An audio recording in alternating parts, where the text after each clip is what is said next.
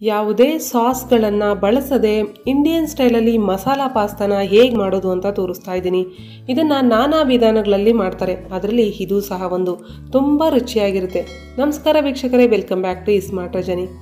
ಇದು ಮಕ್ಕಳೇ ಅಲ್ಲ, ದೊಡ್ಡವರು ಸಹ ತಿನ್ಬೋದು ಹೀಗೆ ಮಾಡಿದ್ರೆ. ಈಗ ಇದಕ್ಕೆ 1 ಕಪ್ಪು ಪಾಸ್ತಾ ತೊಗೊಂಡಿದ್ದೀನಿ. ಗ್ಯಾಸ್ ಮೇಲೆ ಒಂದು ಪಾತ್ರೆಯಲ್ಲಿ ನೀರಿಟ್ಟಿದ್ದೀನಿ. ಅದರಲ್ಲಿ ರುಚಿಗೆ ತಕ್ಕಷ್ಟು ಉಪ್ಪು, 1 ಸ್ಪೂನು ಎಣ್ಣೆ ಹಾಕಿ ನೀರು ಕುದಿಯೋದಕ್ಕೆ ಸ್ಟಾರ್ಟ್ ಆದಮೇಲೆ ಪಾಸ್ತಾನ ಹಾಕಬೇಕು.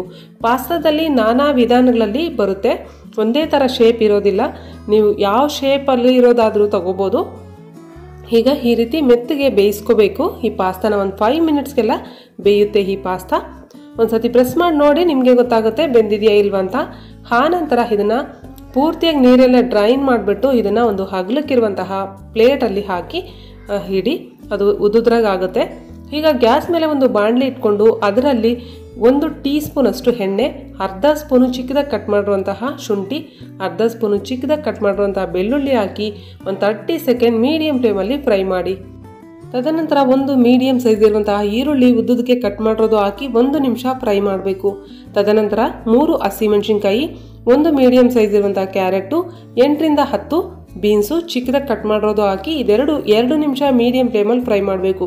ಈ ಬೀನ್ಸು ಮತ್ತು ಈ ಕ್ಯಾರೆಟು ಫ್ರೈ ಆಗಬೇಕು ಈ ರೀತಿ ಮೆತ್ತಗ. ಆನಂತರ 1 ಕ್ಯಾಪ್ಸಿಕಮ್ ಹಾಕಿ ಇದನ್ನು 1 ನಿಮಿಷ ಫ್ರೈ ಮಾಡಬೇಕು. ಕ್ಯಾಪ್ಸಿಕಮ್ ಬೇಗನೆ ಫ್ರೈ ಆಗುತ್ತೆ. ತದನಂತರ 2 ಮೀಡಿಯಂ ಸೈಜ್ ಇರುವಂತಹ ಟೊಮೆಟೊ ಹಾಕಿ ಟೊಮೆಟೊ ಮೇಲಿರುವಂತಹ ಸ್ಕಿನ್ ಸಪ್ರೇಟ್ ಆಗೋವರೆಗೂ ಫ್ರೈ ಮಾಡಿ ಆದಮೇಲೆ ಮಧ್ಯದಲ್ಲಿ ಸ್ವಲ್ಪ ಜಾಗ ಮಾಡಿ ಅರ್ಧ ಸ್ಪೂನು ಖಾರದ ಪುಡಿ, ಅರ್ಧ ಸ್ಪೂನು ಕೊತ್ತಂಬರಿ ಪೌಡರು, ಅರ್ಧ ಸ್ಪೂನು ಗರಂ ಮಸಾಲ, ಯಾವ ಬ್ರ್ಯಾಂಡ್ ಆದರೂ ಹಾಕ್ಬೋದು. ಈಗ ಇದ್ರ ಜೊತೆಗೆ 1 ಪಾಸ್ತಾ ಮಸಾಲ ತೊಗೊಂಡಿದ್ದೀನಿ, 5 ರುಪೀಸ್ದು.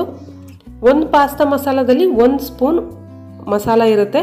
ನಿಮಗೆ ಇನ್ನೂ ಸ್ಪೈಸಿಯಾಗಿರಬೇಕು ಅನ್ನೋ ಆಗಿದ್ದರೆ ಇನ್ನೂ 1 ಹಾಕ್ಬೋದು. ಇದು ಇಲ್ಲ ಅಂದರೆ ಮ್ಯಾಗಿ ಮಸಾಲನೂ ಸಹ ನೀವು ಹಾಕ್ಕೋಬೋದು. ಅಂಗಡಿಗಳಲ್ಲಿ ಕೇಳಿದ್ರೆ ಸಿಗುತ್ತೆ ಈ ಪಾಸ್ತಾ ಮಸಾಲ. ಈಗ ಇದನ್ನು ಒಂದು 30 ಸೆಕೆಂಡ್ ಫ್ರೈ ಮಾಡಿ ಆದಮೇಲೆ ಬೇಯಿಸಿರುವಂತಹ ಪಾಸ್ತಾ ಹಾಕಿ ಐ ಫ್ಲೇಮಲ್ಲಿ ಮಿಕ್ಸ್ ಮಾಡ್ತಾ 2 ನಿಮಿಷ ಫ್ರೈ ಮಾಡಬೇಕು. ಇದು ಸ್ವಲ್ಪ ಕೂಲ್ ಆಗಿಬಿಟ್ಟಿರುತ್ತಲ್ವ, ಆದ್ದರಿಂದ ಅದು ಚೆನ್ನಾಗೆ ಬಿಸಿ ಆಗಬೇಕು.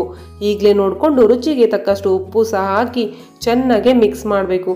ಯಾವುದೇ ಚೈನೀಸ್ ಫುಡ್ ಆದರೂ ಸಹ ಐ ಫ್ಲೇಮಲ್ಲೇ ಮಾಡಬೇಕು, ಆವಾಗಲೇ ಆ ಟೇಸ್ಟ್ ಬರೋದು. ಕೊನೆಯಲ್ಲಿ ಚಿಕ್ಕದಾಗಿ ಕಟ್ ಮಾಡಿರುವಂತಹ ಕೊತ್ತಂಬರಿ ಸೊಪ್ಪು ಹಾಕಿ ಚೆನ್ನಾಗೆ ಮಿಕ್ಸ್ ಮಾಡಿ. ಯಾವ ಶೇಪ್ ಇರುವಂತಹ ಪಾಸ್ತಾ ತೊಗೊಂಡ್ರೂ ಸಹ ಸೇಮ್ ಮೆಥಡಲ್ಲಿ ಮಾಡಿ, ಸೂಪರ್ ಟೇಸ್ಟಿಯಾಗಿರುತ್ತೆ. ಈಗ ಇದನ್ನು ಬಿಸಿ ಬಿಸಿಯಾಗೆ ಸರ್ವ್ ಮಾಡ್ತಾ ಇದ್ದೀನಿ. ಇದನ್ನು ಬಿಸಿ ಬಿಸಿಯಾಗಿ ತಿಂದ್ರೇ ಆ ಟೇಸ್ಟು ಎಂಜಾಯ್ ಮಾಡೋದಕ್ಕಾಗೋದು. ಈ ವಿಡಿಯೋ ಇಷ್ಟ ಆದರೆ ತಪ್ಪದೇ ಲೈಕ್ ಮಾಡಿ. ಇಂತಹ ಮತ್ತಷ್ಟು ಈಸಿ ರೆಸಿಪೀಸ್ಗಾಗಿ ismartrajani ಚಾನಲ್ನ ಸಬ್ಸ್ಕ್ರೈಬ್ ಮಾಡ್ಕೊಳ್ಳಿ. Thank you for watching. Thank you for supporting me.